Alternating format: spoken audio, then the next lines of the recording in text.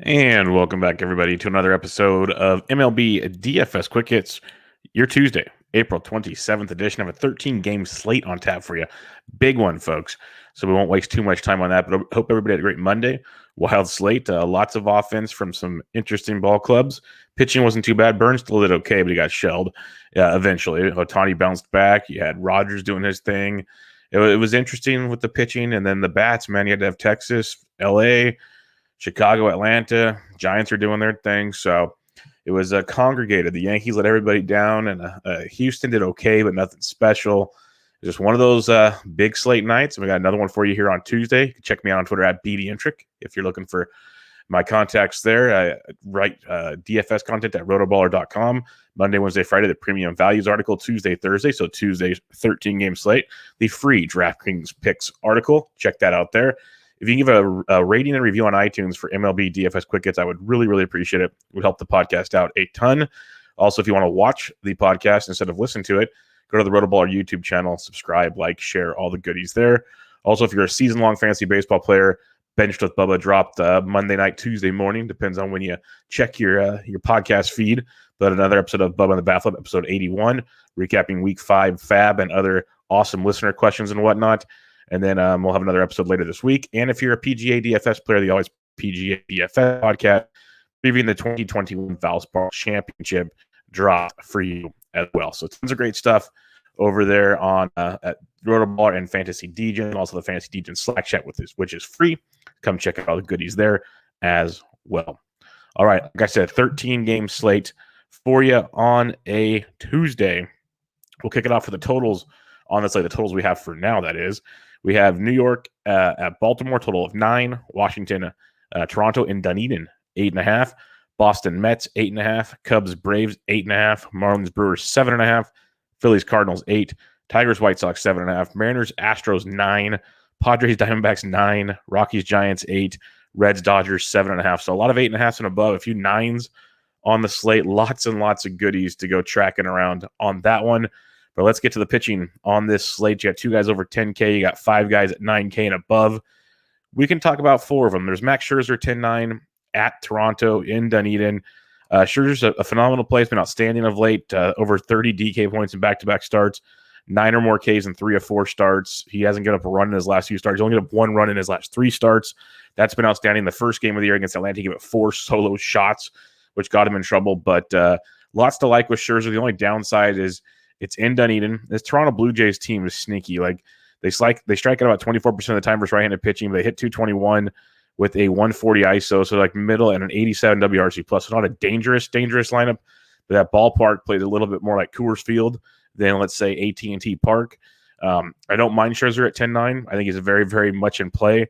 But I think I'll save some money on a little Walker Buehler at 10,200 at home against the Cincinnati Reds. We talked about it last time out that he was 10K and he was sneaky GPP play against the Padres because we were hoping after seeing 93 pitches his previous start that we'd see him get expanded. Well, he's up to 101 pitches. His last time out went 7 strong, 2 earned, 9 strikeouts.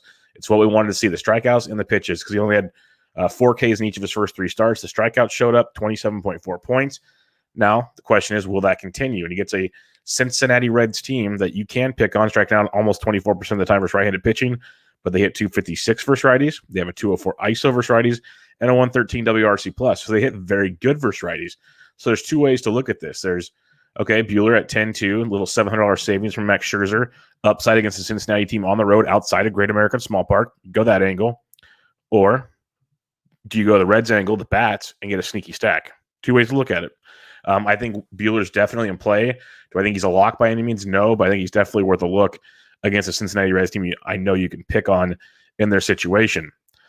My top play, if I'm just going to save cash, I'm going right back to Lucas Giolito well at $9,500. Yes, I know I'm biased. Yes, I know I love Lucas Giolito, but he got absolutely shellacked at Boston on Patriots Day at 8 a.m. Pacific, 11 a.m. Eastern time.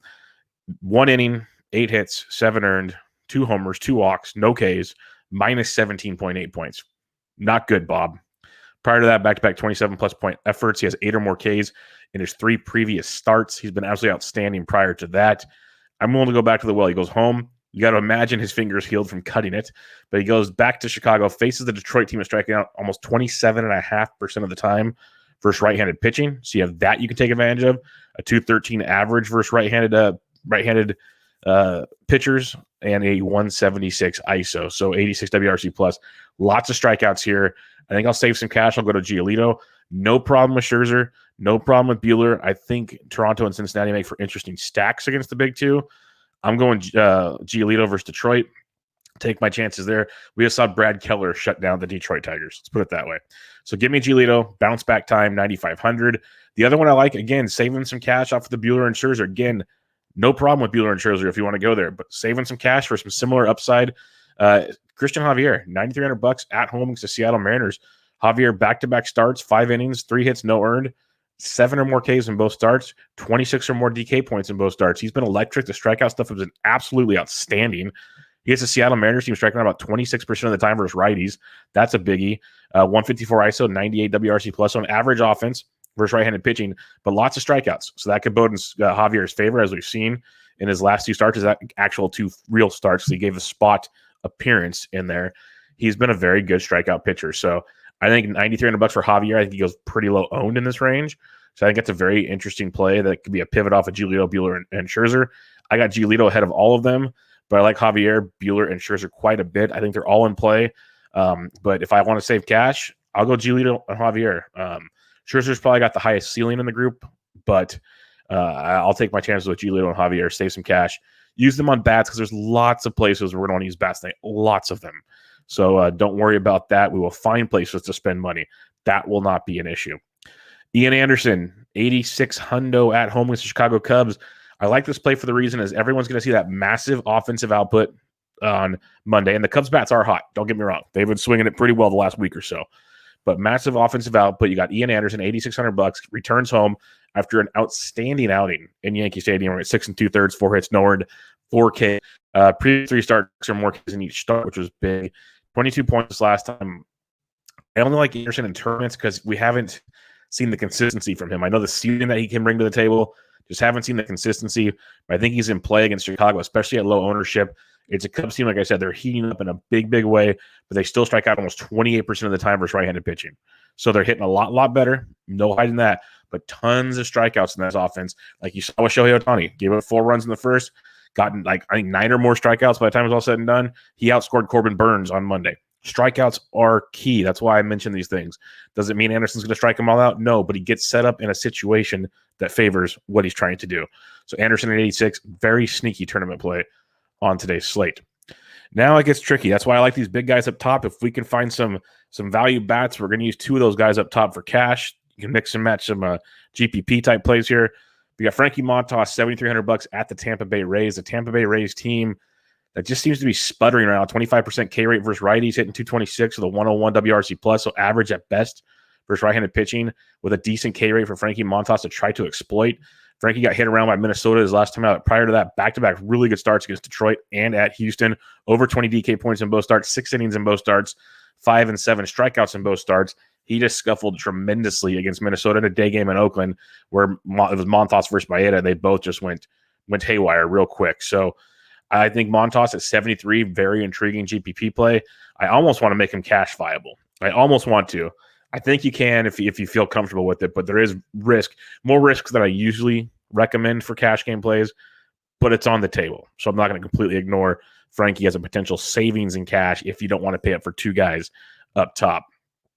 Aaron Sanchez at 72 is in play. This pretty safe floor, 13 or so point floor. We saw 17 points ceiling last time. They're not letting him go deep. He went 5 innings, like 70-ish pitches or so. They're like just limiting what he's doing, and that's killing it because he's been pitching great. Maybe it's a good thing. Maybe they take him out before. Maybe they've done the research 3rd time through the order. Not good for Aaron Sanchez. Maybe that's what it is. But if you want like a safe 13 points, go for it. It's the Road Rockies. You can pick on them. Maybe they let him go 6+ innings and he gets some strikeouts. He wasn't getting any strikeouts last time. The Rockies do strike out quite a bit. So you could go Sanchez at 72 if you want kind of a safe floor. And then a couple punts below 7K. Got Jose Quintana, 6,500 at the Texas Rangers. Now keep an eye on it. They announced they're leaving the roof open yesterday on Monday. So we talked about it in the Slack chat. remember, like in Houston and those, like Arizona, when that roof's open, more often than not always, it's a big boost to offense. And the wind's blowing out, and it will be blowing out again on Tuesday. So if they open that roof, keep an eye on that. But he faced Texas his last outing, 5 innings, 108 Ks. The big thing there is the strikeouts. That's what we talked about with Ohtani. Now you got Texas versus a lefty, still striking out over 25% of the time, 216 average, only a 110 ISO and a 78 WRC plus. Very, very bad offensively versus left-handed pitching. Quintana is very inconsistent, so he can make really bad offenses look really, really good. There's no hiding that. But maybe if Quintana's locked in again, get 15 plus points for 6,500. Maybe he gets in the 20-point category like he did last time out. That'd be outstanding. So Quintana at 65, definitely worth a look. And the other one I had written down, Marco Gonzalez, if you're looking for a major punt at 62 versus Houston. Houston's back healthy. Altuve was leading off on Monday, got a couple knocks, couple runs driven in. It's not like a very comfortable feeling play, and they don't strike out very much versus lefties either. So you have to be really desperate to play Marco Gonzalez. I wouldn't go below Quintana if I have a choice. So recapping your pitching, you have 4 guys over 10K. You got Scherzer, Buehler, both very fine plays. Scherzer's got a huge ceiling. It isn't Dunedin, so keep that in mind. Buehler's been great. Finally got a song with 7 innings, got the strikeouts last time out. Can he do it for Cincinnati? It's Cincinnati team that strikes out a good amount, but also hits righties very, very well. One of the better teams in all of baseball versus right-handed pitching. Now, is that Great American Small Park? Possibly. Let's do a quick search. We will do versus right-handed pitching and on the road. So let's spice it up here and see how Cincinnati's doing on the road this year versus right-handed pitching. They are striking out 22.2% of the time, only hitting a $188 with a 127 ISO and a 57 WRC plus. So there you go. That bodes even better for Walker Buehler. Doesn't mean it's a lock by any means, but does bode much better in that scenario. So give Buehler a look. Love Giolito at $9,500 coming on a bounce back after just getting destroyed his last go around. You could look at Gio at 95. Big fan of that tonight. And then Christian Javier, sneaky nice at 93. Big strikeout upside in his matchup versus the Mariners. Ian Anderson, GPP viable at 86. Frankie Montas, $7,300. Very nice GPP price tag. 2 great outings before getting blown up by Minnesota. Looked like he found something, fell apart. Look for a bounce back against Tampa Bay in a very pitcher-friendly ballpark. GPP for sure. A little bit of cash upside with Frankie at 73. You got Aaron Sanchez and you got Jose Quintana as your other 2 options. Quintana, not a bad punt at 65. All right, let's check out the bats on this 13-game slate. Again, if you give a rate and review on iTunes, would much appreciate it for the podcast.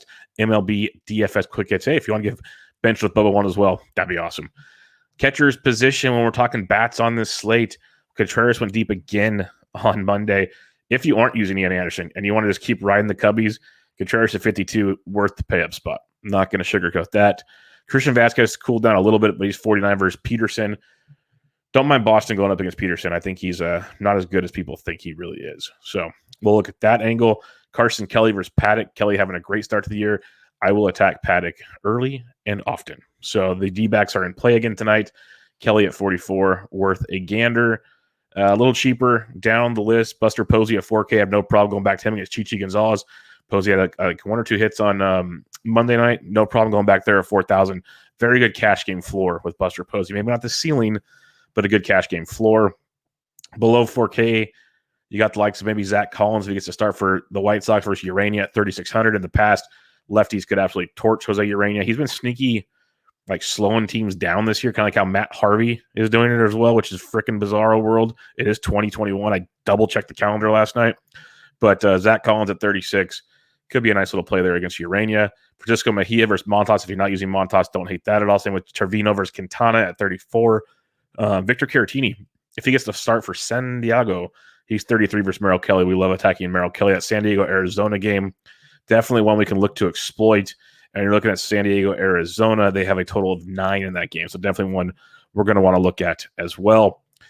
Other than that, maybe Higashioka gets to start for the Yankees. He's 32 versus the lefty Zimmerman. That's a good look in his matchup. Otherwise, check your lineups. You might get a few guys coming here and there. Austin Nola might be coming back here pretty soon, so someone else to take a peek at. First base, Freeman went deep on Monday. Again, Chicago-Atlanta just runs everywhere. He's 5,900 versus Trevor Williams. No problems attacking Trevor Williams. Another great spot for the Braves. Expensive yet again, but we saw what they did on Monday. This is why they're expensive in these matchups at home against guys like Trevor Williams. So Freeman at 59, no problemo there. But going down from the top spot, Rhys Hoskins went double dong on Monday. Great spot for Philadelphia versus Carmart, 54 hundo. Pete Alonso is on straight fire. He's 53 versus Garrett Richards. So, yeah, if you don't want Freeman, Hoskins, Alonso, both very plays 5K range. Olsen's even there as Walker. So I prefer Hoskins or Alonso or Olsen, but no problems. Olsen swinging a very hot stick in this one. Yuli Gurriel, $4,800. Mentioned him as a cash game play because he's hitting everything well, but he loves hitting lefties. Got a couple more knocks on Monday. Got the lefty Marco Gonzalez at 48. Gonzalez like more of a reverse splits type guy more often than not. But I should like Yuli at 48 versus lefty. That's always in play. Baltimore's a stack I like against Kluber, so I will keep fading Kluber. Trey Mancini hasn't been ripping the cover off the ball, but 4,600. Nice price tag if you're stacking them up on that one. Josh Bell's down to 44. Thornton's supposed to open, then Malone coming in, so you can keep an eye on that. Eric Hosmer at 43. But Shohei Ohtani versus Fulte. Shohei's first base outfield eligible, only $4,300 versus Fultonevich. That is a crime price. He should be in the 5Ks, maybe 5,300. Had a couple more knocks, plus pitched great on Monday. Shohei at 43 gets some at that price point. CJ Cron's feeling it, but I'd rather pay the 43 for Ohtani or pay 41 for Jesus Aguilar. A couple more knocks on Monday against Burns and company. It's Adrian Hauser, who you can hit around, so 4,100 for Aguilar. Some good savings. Jared Walsh cooling down a bit, but still 41 hundo against Fulte. If you're stacking the Angels, you got Walsh at first base outfield and Ohtani at first base outfield. Two to look at there. If you're stacking Milwaukee and you want to be really contrarian, Keston Hiura is first base, second base eligible versus lefty Castano at 4K, only in tournaments. If you're fading Anderson, Anthony Rizzo at only $3,900 is a ridiculously cheap price. Like ridiculous. He's hitting 314 over his last 10 games. 3 home runs, 7 total extra base hits, hit over 11 points per game in those games. That's a very, very cheap price for Rizzo. So if you're not using Ian Anderson, who I respect quite a bit, Rizzo at $3,900 is like Ohtani at 43 and then Rizzo at 39. Those are some sneaky nice cash game plays for you there with some GPP upside in a big way. Pavin Smith, first base outfield eligible, 35 versus Paddock. Definitely could look into that one. A few others. Pujols went deep on Monday. He's 34 versus Fulte if you're stacking them up. Belt's 33 versus Chichi Gonzalez.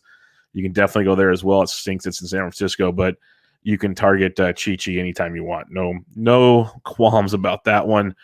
A few others, if you want to get weird, Rowdy Tellez versus Scherzer. When Scherzer gets hit, he gives up the long ball. So keep that in mind. Tellez at 28 is worth a gander as well. Second base, you got you got Ozzie Albies at 5,300. He's been getting the job done, so not going to complain about that one at all. Jose Altuve's back. He's 5K. He is worth a look. Chris Taylor, who's swinging it hot. Nick Solak versus Quintana's 47. Albies and Altuve still very, very good price points up there. I think I got like Max Muncy at 46. Jazz Chisholm's up to 4,500. Remember we were playing him for like 36, 33. He's up to 45. He got a couple more knocks on Monday, stole a couple bags. He had a big boy game in Milwaukee against Burns and company. Second base shortstop at 4,500. So it's a steep price tag, but I have no problem playing that for Jazz Chisholm in cash or in GPPs. That's how good the kid is. I have no problem with it at all. Eduardo Escobar at 45 in a tournament versus Paddock is a very nice play. He'll go virtually unknown, 7 home runs on the year. No problem with that with Eduardo Escobar. Sliding on down, you got Jed Lowry at 43, Ty France at 42, Colton Wong at 41. I like that Jed Lowry price at 43 versus Waka. That's not too shabby. Mention Keston Hiura at 4K if you're in a GPP. You could look that direction. Tommy La Stella, especially if he's leading off for the Giants, only 37 versus Chichi Gonzalez. Cash game floor with some GPP upside for sure. But then here's your cash game play at second. Jake Cronenworth, second base shortstop eligible, is only $3,500 versus Merrill Kelly. That'll do. That'll do, donkey. Yep. Jake Cronenworth at 35. There's your cash game second baseman, folks. Second base shortstop eligible. Maybe he's your shortstop, whichever one you prefer. But he's definitely in play at 3,500. That's ridiculously cheap in that situation. Nick Madrigal's 32. He's swinging it well. Jerkson Profar's 33 for stacking up the Padres. John Birdie, if he has a good spot in the lineup, is only 31. So there's definite value. Fletcher's 31. Odor's 3K. There's tons of value at second base, especially down below. Sheldon Noyce, if he cracks the Dodgers lineup, is $2,700. And then my boy, okay. So you got Cronenworth, second base shortstop. You got a boy Jess Chisholm, second base shortstop. And then at 2,500 was leading off on Monday night at second base shortstop. Nico Horner, who had 2 knocks and a double. So I love Nico Horner in cash games as well. So if you want, like, we haven't even got the shortstop yet, but Horner and Cronenworth are phenomenal cash game savings. If you need them, Chisholm's pay up cash spot. But there you go on second base. Lots of options on a 13-game slate and some good value at second base. Definitely a spot to keep in mind come lineup building time. Third base position now, you got Rafael Devers versus a lefty. Don't care. He's swinging a hot stick. Yoan Moncada's heating up as well. $5K for him. Not too bad versus Urania. Going down cheaper, though, Machado versus Merrill Kelly at 48 when you're stacking up the pods. Chris Bryant had a grand slam on Monday. He's 4,500. I mentioned Escobar at 45. Good contrarian play against Paddock because people still love Chris Paddock, and I don't buy it, folks. Don't buy it one bit. Alec Bombs with the 4K. That's a shame, but Kyle Seager's 4K versus Javier. Seager went deep on Monday. Always in play at his price point. You got Maikel Franco at 38. JD Davis heating up. Talked about him on recent shows. He's only 36 versus Garrett Richards. That's a very nice savings at third base, even cash game viable. I'm finding cheap enough cash game plays already where you could probably pay up for 2 of the top 4 pitchers that we talked about. So I'm thinking we're going to be just fine in cash games to pay up for 2 of the top 4 pitchers and get some pretty sweet bats because we haven't got to the outfield yet, which is always full of value. So yeah, we can pay up for pitching tonight, especially in cash games. A few other guys, Austin Riley in a tournament at 33, no problem there. Mentioned Birdie. Gio Urshela is down at 31 versus the lefty Zimmerman. God damn. Yeah, that's a cash game play, folks. Like, that's a ridiculous price point. 3,100 for Urshela, who's hitting 5th for the Yankees against the lefty Zimmerman. Are you freaking kidding me? That's a drunk price, DraftKings. Drunk DraftKings. Bad DraftKings. All right, let's go to shortstop position on this one. Bogart's 57, Correa 56, Tim Anderson, though, at 55, really bringing a great floor into the action. And you got Fernando Tatis at 54, who only hit 5 home runs over the weekend. No big deal. Nothing to see here. So you could go all kinds of places with this. I love the floor of Anderson. I love the ceiling of Tatis. It's hard to pay for Correa and Bogarts with those two guys sitting right there if you're paying up at the position. Trey Turner's even interesting at 52. He's day-to-day. Got hit on the arm. It's just supposedly just a bruise. We'll see. But he gets Thornton and then Malone at 52. Trevor Story's 5K. You know, I still the Tatis and Anderson plays if you're paying up. You got Jazz Chisholm at 45 again. I can definitely see that. You got Gleyber Torres at 42 versus lefty Zimmerman in a tournament. He's going to get it going one of these days. I really believe deep down in my heart he's going to get it going. He's too good not to. Dansby Swanson went deep on Monday. Maybe he's going to start turning around. He's 37. That's nice value for Dansby at 3,700. Mentioned Cronenworth at 35 is quite the look in that matchup. A few other cheap ones. Nothing else really besides Nico Horner. Nico Horner's down here. You can get some Nico Horner at 25. No problem with that at all. Let's head to the absolutely loaded outfield where I probably won't even mention everybody because I'll just miss them because there's so many of them. But you got Trout and Acuna, both above 6K. You got Harper at 6K versus Carmart. That Acuna and Trout prices are high, but damn, those are good plays. Really good plays. JD Martinez probably won't even play with the DH out of play in New York. So keep an eye on that. You got Aaron Judge at 56 for Zimmerman, which you should be able to tattoo. That's a biggie. Trent Grisham at 51. Most people won't pay up for that with the other options around him. Great job leading off for San Diego against Kelly. I like that Grisham play a lot at 51, especially if he comes in low own. Lou Bob is sneakily putting together some consistency at 4,900. So keep him in mind. But Giancarlo at 47 is way too cheap against Zimmerman. That's a criminal price tag as well. So keep those ones on your radar. God damn, those are cheap. David Peralta at 45 if you're stacking Arizona versus Paddock. You can go that route. Will Myers is 44. Those are worth the look. Adam Eaton, no one plays him in their Chicago stacks. He's 4,300, only averaging 9.4 on the season. 14 in his last game, 14-0, 11-5, 16-0, 13. So, it's pretty much boom or bust, but $43, great price tag for Eaton if you're stacking up the White Sox. Winker in tournaments, I'm cool with versus Buehler, but Ohtani at 43 versus Fulte is way too cheap. Way too cheap. I like that a lot. They got Schwarber and Dunedin at 41 in tournaments. That's in play for sure. Cheaper plays like a Rosarena starting to get it going. He's 4K. Mitch Haniger is only 39 versus Javier. I could see that as a nice play. Adolis Garcia is only 39 versus Quintana. If you're not using Quintana, good GPP play with Adolis Garcia at 3,900. Austin Slater's been raking it, but it's with the righty on the mound. So like with a lefty, he leads off with a righty. He's usually a little farther down in the order, so keep an eye on where he's at. If he's near the top of the order at 38, good play. If he's down in the order, not so much. So keep an eye on what the Gigantes are doing. You got Nimmo at 37 in a tournament. Sure. A few more. Like Joey Gallo. Dickerson went deep on Monday, so that could be interesting on 36 versus Hauser. If you're going that direction. Aramis Garcia. Or not Aramis Garcia. Avisil Garcia at 35 versus Castano. I like that quite a bit. Pitch to contact lefty and Castano. Avisil loves his lefties. He's 35. Mentioned Pavin Smith at 35. Cedric Mullins. Have a night. Cedric frickin' Mullins. Double dong. Couple steals, I believe. 35 hundo tonight versus Kluber leading off. That's a nice one. Very, very nice one there. Jay up one deep again. He's 35. That's a phenomenal price tag. Dylan Carlson still only 34, hitting second. Gotta love that. Tons of plays, folks. Tons of plays. The outfield is just loaded with your pleasure. Either get your values in the outfield, get your stack pieces in the outfield. Like Aaron Hicks at only 3K, switch hidden. Definitely worth a look. Man, just keeps sliding. DJ Stewart's only 29, great GBP value. Cole Calhoun's only 28, phenomenal value. I don't even mind Austin Hayes at 20. He's hitting fifth again on Monday, double donged on Sunday. He's 28 versus Kluber. See, all this value, you can get pitching so easy. So easy. Like, it's all for the taking. If Clint Frazier cracks the Yankees line, he's 27 versus the lefty Zimmerman. That's beautiful. There's a ton of plays, folks. So make sure you check the lineups. Come to the Slack chat. We'll discuss when all this different value comes out. It'll be a beautiful, beautiful Tuesday in the Slack chat. So let's recap the pitching on this 13-game slate. You got Scherzer, Buehler, 10-2, 10-9. Both in play. Both phenomenal plays. I'm probably going to save some money to go Giolito at 95 at home versus Detroit in a bounce back. And then Christian Javier at home against Seattle at 93. But all four in play when you're playing cash. If you want to go Scherzer and Buehler for quote-unquote safety, that's fine. If you want to put one of them with Gio, one of them with Javier, whatever. Those four pitchers are your cash pitchers. I prefer Giolito and Javier just for the savings. But they're all in play. And there's tons of value for pitching. So do with it what you want. If in tournaments, you can go to Ian Anderson at 86 if you want. I still like the Cubs bats a bit, but you can go to Anderson in tournaments. Frankie Montas at 73 is a great tournament play with some cash appeal, but I don't think you need to save that much money in cash. So Montas at 73. Mention Aaron Sanchez. Jose Quintana, interesting tournament place. Can you do it twice in a row versus Texas? We'll see.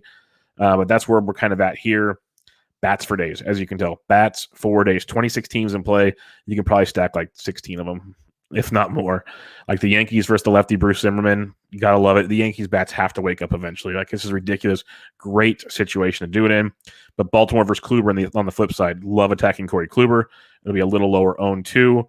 Houston. San Diego versus Merrill Kelly. Popular play, but a great one. And I also like Arizona versus Paddock. Could be a little sneaky, kind of like the Baltimore versus Kluber play. Philadelphia versus Carmart. White Sox versus Urania. Angels versus Fulte. Those are some of the ones I absolutely love. Giants versus Chichi is definitely in play. Lots of ways to go on this slate. So hit us up on Twitter at BDentric, in the Fantasy DJ Slack chat. It is free. Just give me your email. We'll talk about more and more stuff there, like when lineups come out, lineup questions, like building lineup questions, all kinds of stuff. Great community building over there. So come check that out. Also, if you have a rate and review on iTunes for the podcast, MLB DFS Quick Kicks, would appreciate that quite a bit. If you'd like to watch the video of the podcast, go to the RotoBaller YouTube channel, subscribe, like, and share. Also, if you season-long fantasy baseball players, Bench with Bubba, new episode dropped on Monday night. Also, the Always Pressing PGA DFS podcast for the Valspar Championship dropped on Monday night. So go get all your goodies there. Check out the free DraftKings Picks article on RotoBaller on Tuesday, written by yours truly. But other than that, that'll wrap us up for this edition of MLB DFS Quick Hits, your Tuesday, April 27th edition in the books. I'm out.